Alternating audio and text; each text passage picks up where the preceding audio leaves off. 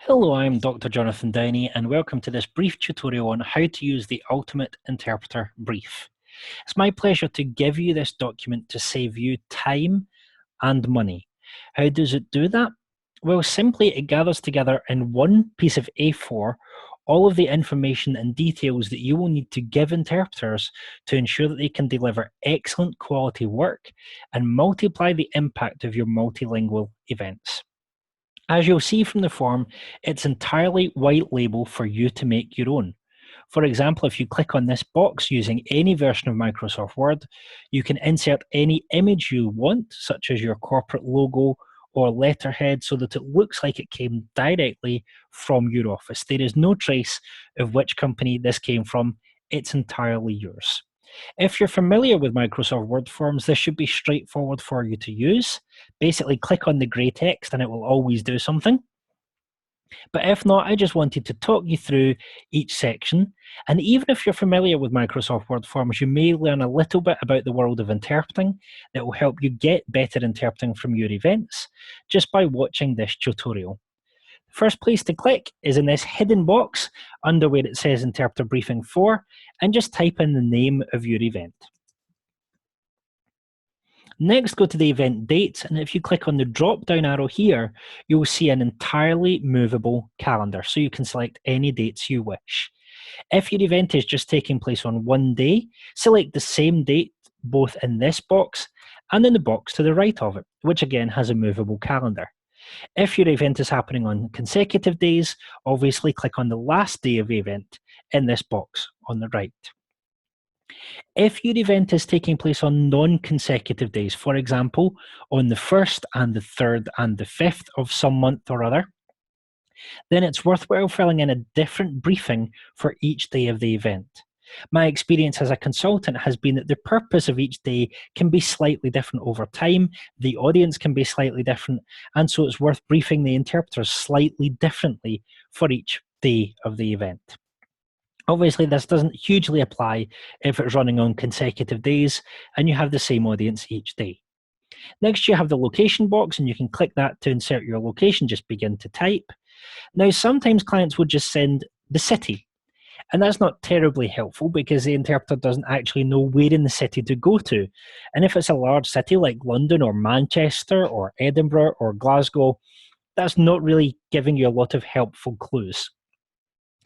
I would instead recommend that you type in which hotel, the size of the room, and details such as that. Be very specific about where the event is to take place. And this is simply because it takes a different kind of interpreting to interpret at a small but intense board meeting of, say, 8 to 10 people than it does to interpret and hold the attention of 1,000 delegates from different countries. So it's very important early on to let the interpreters know what kind of venue they will be in. On the next box, you can please enter in the start and finish times of each day. Obviously, if every day is the same, just write 9 a.m. to 5 p.m. every day, or whatever your particular start and finish times are. Now, at this point, I need to give a slight public service announcement that it's recommended, certainly for conference interpreters, to not be on duty for more than 7.5 hours in any given day. This is due to the effects of interpreter fatigue, which can be very pronounced on the interpreters and have a huge effect on the quality of interpreting that they deliver. So if your event is going to run longer for more than around 8 hours, it's important to put that into this box, and your consultant or interpreting agency will be able to talk you through the decision-making process to understand what to do next. In many cases, they will recommend having backup interpreters, a second team, on hand to cover those extra hours, but they can talk through your options with you. In the next box, I have assumed that since this interpreter briefing is aimed at UK event agencies, that English at your event is almost a given. But if for some reason you feel the need to add English to this box, that's absolutely fine. It's a free text box in which I've asked that any language which someone is going to speak and be interpreted from goes into bold type. Why is that? Well, quite simply, every single interpreter will have a different combination and language pair, and that will affect which languages they interpret to and from. So, for example, my language pair is English and French, and my combinations are English to French and French to English. That means that I am equally as comfortable interpreting from French into English as I am interpreting from English into French. However, I have some excellent colleagues whose language pair may be French, Spanish, and English, but their directions are French and Spanish to English, but not the other way around. So it's very important, vital even for consultants and agencies, to know which languages will be spoken from the stage so that they can pick the right team to handle that. Once again, they will talk through all of your options and will, in the quote, will present you what they think is the best option for your event. In the next box, we have a drop down with some common event types. You'll have no doubt experienced many of these. If your event doesn't quite fit, please feel free to put in a few more details in the next box, which is the event purpose. Now, in the purpose of the event, I mean two things. One, why are these people coming to your event? What is the event for? And what do people expect to get out of it? And also, very importantly, please write down the goals of your event. So the aims could be why people are coming and why the event exists. The goals of the event are what you hope to achieve and what will show you that the event has been a success. In something like a standard conference, you could have anything from the goal of sharing scientific knowledge to the goal of landing new clients at a promotional conference. Obviously, it takes a different kind of interpreter to interpret in those two different situations. So, again, the more detail that you give, the better. The same goes in the next box where you give information on the people who will come to the event. Who are they? What are their aims? What's their background? As much information as you can is important to give the interpreters so that they know the kind of language that they will need to adopt.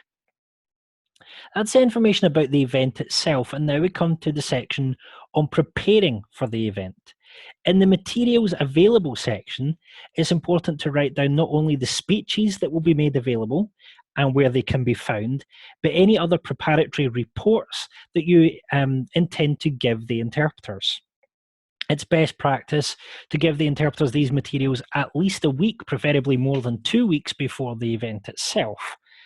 But I know as well as you know how difficult it can be to chase down speakers to get their speeches and how difficult it can be to sometimes get reports and make them available. So please, if the materials aren't available right now, or maybe available late or under some conditions, put that information into the box. In addition, if there's some secrecy or some corporate reason why you do not want materials to be available to all the interpreters, or you wish them to be under some kind of encryption, please put that into the box. I, for example, have an encryption service that you can use if you have documents that are very sensitive, and you can send using public key cryptography. And that means that only I can read it. And you can also give instructions as to who can read and who can have summaries of these documents. So if you feel that you wish to use cryptography or something like FTP and password protected files, please put that into the box and your consultant or agency will be happy to assist you and to make sure that the interpreters get the information they need while guarding your corporate secrecy and that of your clients. I have to say now that all interpreters will, as standard, sign on to non-disclosure agreements and keep documents confidential that are confidential. You can definitely trust this with your important information, but if there's some extra level of secrecy or confidentiality that's needed, please put it in this box. In the next box, it's straightforward. Just put in the website of the event itself and the company putting on the event so that the interpreter can understand their corporate voice and follow that. As far as possible, interpreters will try to sound like someone from your company or organization. If you're aware of interpreting equipment that will be on site, please put it in this box. If you don't know which equipment you will need, please just leave a note here and your consultant or agency will deal with that. We are always used to picking the right equipment for your specific event. That's why it's so important to give us the information asked for earlier on in the form. This special requirements box isn't really for dietary requirements, or it could be, but it's more to do with events with high security or safety issues. For example, events where the interpreter will need to wear personal protective equipment or safety gear, or events, as I talked about before, where documents will be password protected or encrypted or need to be destroyed afterwards. Simply put that in the special requirements box, and your interpreting team will make sure that your requirements are met. Lastly, we have the key contacts box. Your email address goes in there. The email address of anyone who will be on site goes in there. Anyone who the interpreting team or consultant or agency needs to be in contact with goes in that box there. I hope that you've not just learned how to use the Ultimate Interpreter Brief, but you've learned a few things about interpreting. If you have any more questions, or you would like to book me to consult on an event to build your team, bring together the equipment suppliers, and help you build magnificent multilingual events, simply click on the link at the bottom of this video and in the video description, and I'll be more than happy to help you. That's Dr. Jonathan Downey saying thank you very much.